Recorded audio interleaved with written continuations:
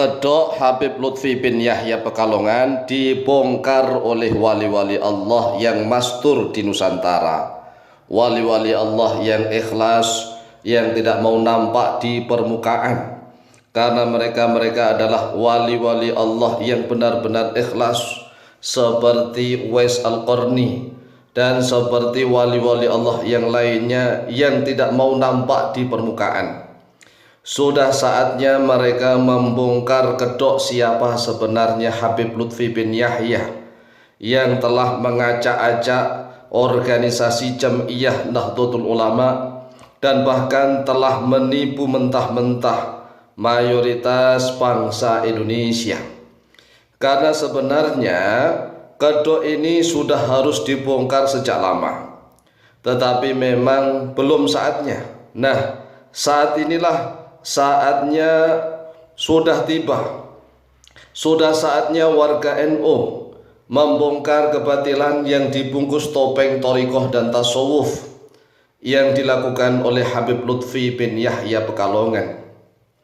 Karena sepanjang sejarah Nahdlatul Ulama, mulai dari berdirinya sampai perkembangannya hingga sekarang, belum pernah ada satu tokoh NU yang mengaku sebagai ahli thariqah dan ahli sufi, ahli tasawuf, tetapi kelakuannya sangat tamak, rakus dan serakah, ingin menguasai segalanya.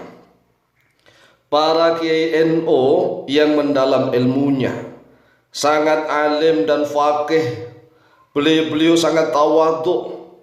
Tatkala mereka muktamar misalnya, mereka ramai-ramai saling menyodorkan teman-temannya untuk maju menjadi pengurus struktural di pengurus besar Nahdlatul Ulama. Itu tradisi di NU.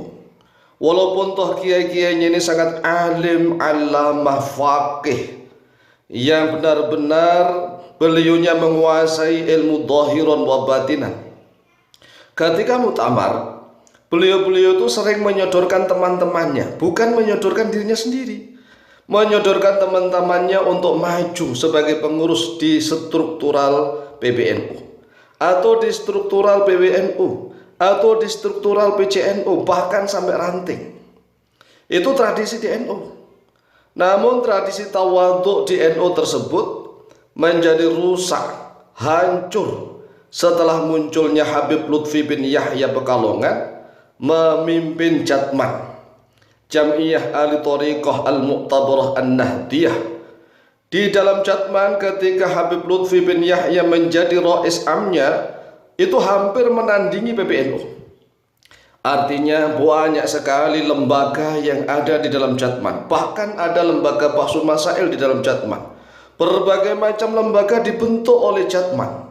Ini kalau dipikir-pikir dan direnungkan, tatkala Habib Lutfi bin Yahya menjadi rais am di Jatman itu ingin menandingi kepengurusan PBNU, dan itu Masya Allah luar biasa. Dan ini jarang sekali orang yang menyadarinya. Kemudian setelah Habib Lutfi bin Yahya tidak menjabat lagi sebagai rais am Idarah Aliyah di Jatman, ternyata mendirikan Jatma Aswaja. Ini kan tanda-tanda dan bukti sudah jelas dan nyata. Mana ada seorang yang ahli thariqah, ahli tasawuf, tetapi kelakuannya seperti ini, yang tamak, rakus dan serakah pada jabatan kekuasaan duniawi. Coba direnungkan. Jatma Aswaja didirikan sebagai tandingan Jatman untuk memecah belah warga Nahdlatul Ulama. Dan ingat, siapapun yang ingin menandingi Nahdlatul Ulama, ingin menggerogoti Nahdlatul Ulama, maka pasti akan kena tuahnya. Itu pasti. Walaupun toh cara ngomongnya kita besarkan NU, kita mencintai NU, kita bangun persatuan dan kesatuan, kita harus mencintai NKRI dan seterusnya, ngomongnya begitu. Tetapi kelakuannya menunjukkan lisanul hal afsahu min lisanil maqal. Lisanul hal, lisan perbuatan, afsahu yaitu lebih nyata, lebih sahih, lebih fasih min lisanil maqali daripada lisan perkataan.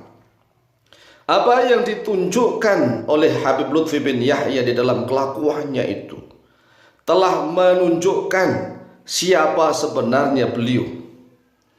Lesannya mengajak persatuan dan kesatuan. Lesannya mengajak kepada jaga NKRI. Jaga NKRI setuju semuanya. Karena memang itulah cita-cita dari seluruh para ulama di Nahdlatul Ulama. Tetapi ternyata kelakuannya tidak seperti itu.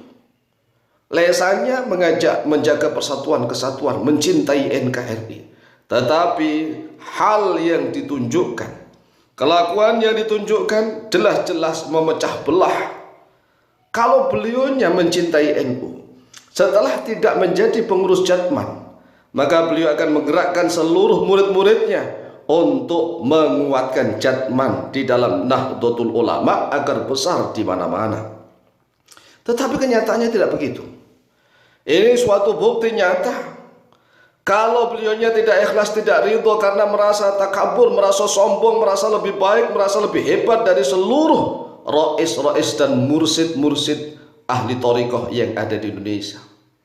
Coba direnungkan, mana pantas seorang yang mengaku sebagai ahli thariqah, ahli tasawuf, tetapi merasa lebih hebat, lebih bisa segala-galanya, bahkan bisa menguasai dunia. Para mursyid-mursyid thariqah yang ada di Jatman itu nggak ada apa-apanya. Makom dan derajatnya dengan Habib Lutfi seolah-olah begitu. Dan kalau beliaunya tawadhu, tentunya beliau akan ikhlas dan ridho, akan qanaah, akan benar-benar senang sebagaimana yang telah dicontohkan oleh para ulama-ulama pendiri NU dan juga penerus-penerus perjuangan di NU. Para ulama-ulama NU zaman dahulu setelah mereka tidak menjadi pengurus lagi, mereka tetap diam dan membesarkan NU bareng-bareng. Walaupun toh setiap kepengurusan pasti ada yang tidak senang, ada yang senang. Banyak sekali tokoh-tokoh NU yang merasa kecewa terhadap kepengurusan di struktural. Tetapi beliau-beliau tetap mendukung NU. Walaupun toh beliau-beliau tetap menggunakan istilah para tokoh dan kiai kultural. Kultural NU mereka gunakan, tidak membuat struktural tandingan untuk menandingi NU. Jadi inilah salah satu kedok yang harus dibongkar. Warga Nahdliyin yang cerdas spiritualnya dan juga cerdas intelektualitasnya, insya Allah akan paham. Tetapi warga Nahdliyin yang hanya cerdas intelektual saja tetapi spiritualnya kosong, insya Allah akan mudah ditipu mentah-mentah oleh Habib Lutfi bin Yahya. Demikian, wallahu ta'ala a'lam bishawab. Kanlah laskar sang pemberani, membela ulama kiai pribumi, Rahwali Songo pewaris negeri. Gelora jiwa ini tak tertandingi, jangan coba-coba mengganggu negeri. Ulama kami terhina, kami pun tak terima, siap jihad jadi semboyan kita. Kami adalah laskar